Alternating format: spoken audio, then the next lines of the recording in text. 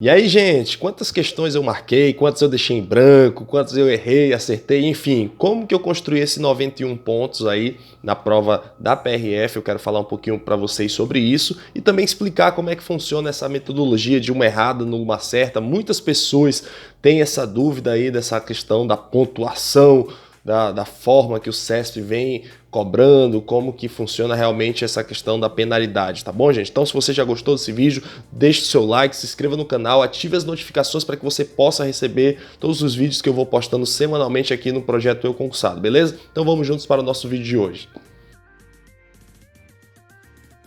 Olá, eu sou o Matheus Santos aqui do Projeto Eu Concursado, um canal aí que tem crescido bastante aí falando muito sobre dicas de estudo, tá bom? Graças a vocês, beleza? Mas hoje eu quero falar um pouquinho, pessoal, de como foi que eu construí esses 91 pontos líquidos, tá? Na prova do CESP, no último concurso da PRF, para que você entenda um pouquinho como é que funciona essa metodologia. Primeiro, gente, para que a gente possa entender essa pontuação do CESP, você precisa realmente entender como é que funciona essa questão de uma errada anula uma certa, tá bom? Como é que funciona isso? Quando você acerta uma questão, você ganha um ponto. Pelo menos na PRF foi assim. No Tribunal de Justiça do Amazonas já não era assim, tá? Você ganhava uma certa pontuação e cada questão errada você já perdia uma outra pontuação. Então lá no TJM foi diferente. Mas na PRF como é que funciona? E na maioria dos concursos? Você acerta uma questão, você ganha um ponto. Tá? Quando você erra uma questão, você perde um ponto. Então, na prática, como é que funciona? Uma prova de 120 questões, se você acerta 110 questões e você erra, por exemplo, 10, então você não vai ficar com 110 pontos de acerto, você vai pegar esses 110 e vai diminuir 10 pontos que foi que você errou. Então você é penalizado, tá, com esses erros. Então, na prática, um cara que acerta 110 e erra 10, ele fica no final com 100 pontos, tá bom? E como é que foi a minha estratégia? Eu fui para a prova assim, cara, eu quero fazer 90 pontos líquidos, porque com 90 pontos líquidos eu vou conseguir entrar na vaga, com certeza 90 pontos é uma pontuação muito boa, então eu acreditava muito nisso. Tanto que quando eu comecei a fazer a prova, eu vi o nível da prova assim, eu percebi que ali a nota de corte seria alta, tá? Então a minha ideia, qual foi a minha estratégia? Eu falei, cara, eu vou para a prova, eu vou marcar 110 questões, olha só a ousadia, e vou deixar 10 questões em branco, tá? Porque questão em branco eu não perco nem ganho, tá?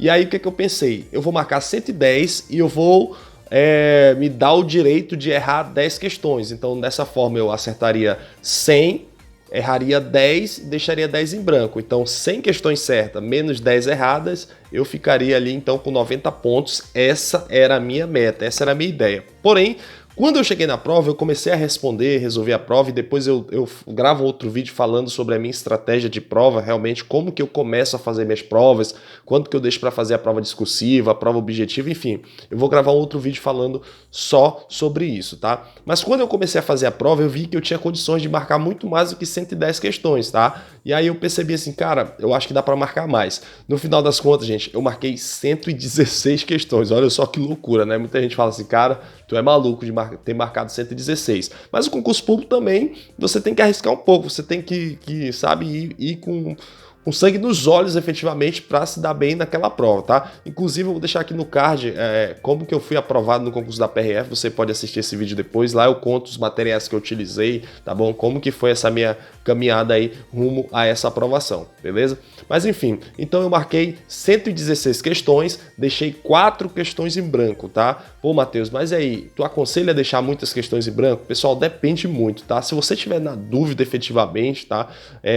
Não vale a pena você chutar se você efetivamente não estiver com uma dúvida, mas você estudou aquele assunto, por exemplo. Então, eu chutei algumas questões na prova da PRF, eu utilizei a técnica de balanceamento de chutes aí que existem também. Vou gravar um vídeo falando sobre isso numa outra oportunidade, mas eu aconselho você chutar somente se você estudou, tá? E a tua dúvida efetivamente faz sentido, porque muitas das vezes você não estudou, tá? Como é que tu vai ficar na dúvida se você não estudou? Aí não vale a pena você marcar. Mas se você estudou, se você está, assim, de certa forma, seguro da prova como um todo, você pode fazer a técnica do balanceamento, tá bom? Que é a famosa técnica do chute. Eu fiz isso, tá bom? E me ajudou também. Então eu vou falar num outro vídeo sobre isso. Mas eu marquei 116. Não acho que deixar muitas questões em branco também vale a pena, porque senão você não vai conseguir atingir a nota de corte. Então imagine uma pessoa que deixou, sei lá, 30 questões em branco. A nota de corte em muitos estados foi 90 pontos, então não vale a pena, tá bom? Então, olha só, essa foi a técnica que eu utilizei. E aí, pessoal, eu acertei, até marquei aqui, acertei 103 questões. De 116 marcadas, acertei 103 questões e errei 13 questões. Então, olha só, 103 certas, 13 erradas. 103 corretas, 103 pontos, 13 erradas, menos 13 pontos. Então eu desconto dessa pontuação que eu fiz de 103 menos 13, eu fiquei com 90 pontos ali pelo gabarito preliminar, né? Anularam 12 questões. 12 questões. Então, com as questões anuladas ali, eu tinha acertado muitas dessas questões que foram anuladas. Então, no final das contas, eu acabei ganhando um ponto somente com essas questões anuladas. Então, na minha pontuação aqui, pelos meus cálculos, né, que realmente saiu na lista, eu fiquei com 91 pontos líquidos, tá?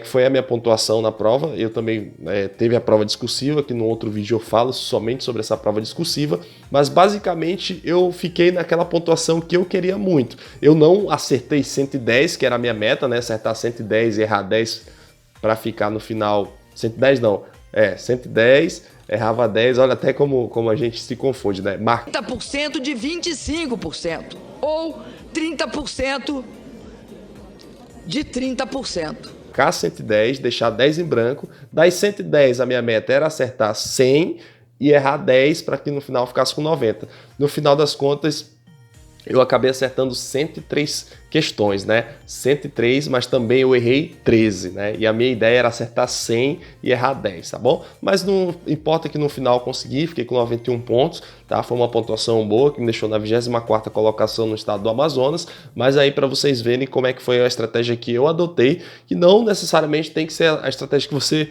vai adotar, né? Pensar assim, tá? Tem muitas pessoas que preferem deixar mais questões em branco e tudo mais. Então, deixa aí nos comentários qual foi a estratégia que você utilizou, se você fez esse concurso, qual a estratégia que você adota na prova do CESP, se você já vai com uma estratégia definida como essa para a prova, eu vou deixar tantas questões em branco, vou marcar tantas, né? Eu acho que é legal, interessante você já ir com essa estratégia definida, tá bom, gente? Então, espero que vocês tenham gostado do meu vídeo aí, deixe seu comentário para que eu possa ler, para que eu possa ver qual a estratégia, se vocês gostaram dessa forma que eu fiz a minha prova, tá bom?